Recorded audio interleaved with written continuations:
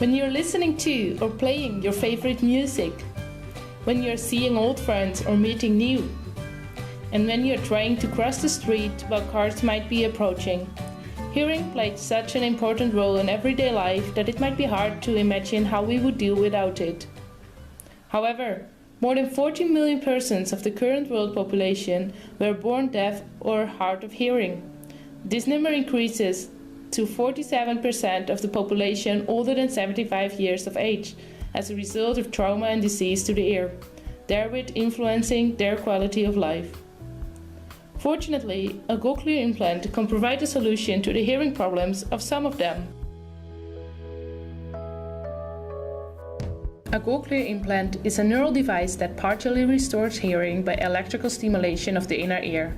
Sounds from the user's environment are recorded by an external microphone and transferred via a processor by use of radio frequency transmission to an electrode in the cochlea, which directly stimulates the auditory nerve. Since the first introduction of the cochlear implant in 1978, over 300,000 people worldwide have received implants. One of those users is Liam, who has been using his cochlear implant for already 10 years.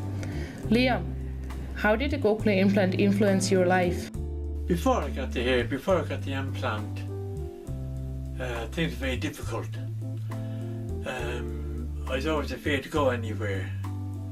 I wouldn't venture out. I'd stay home. I'd only go with the wife. Or I'd go maybe with a friend. I'd go fishing.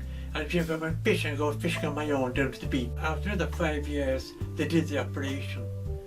And after I was tuned in and everything else,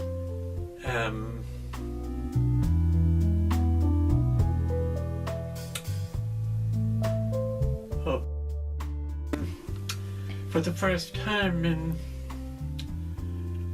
must have been 50, 55, 60 years, I could hear people talking, I could join in conversations, I could join in with people and with a whole group of people. The performance of the cochlear implant user greatly depends on the fine-tuning of the implant to the individual user. Nowadays, this is achieved by asking the user to click a button to indicate whether he or she is able to differentiate a sound.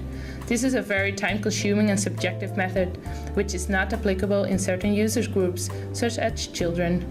This is very unfortunate, as best performance will be achieved when the device is implanted and fine-tuned at a young age. This is where my research comes in, at Trinity College Dublin, Department of Neuroengineering.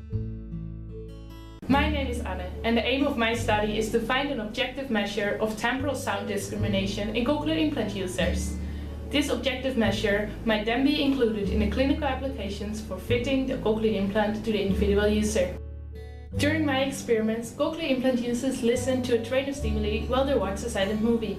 At the same time, the electrical activity of the brain is recorded by use of high sampling rate single-channel EEG. We hypothesized that a different brain response can be observed when the subject is able to discriminate a deviant sound. If the subject is not able to discriminate a deviant sound, the brain response to every stimulus will look the same. In this manner, the brain response can be used as an objective measure of discrimination abilities.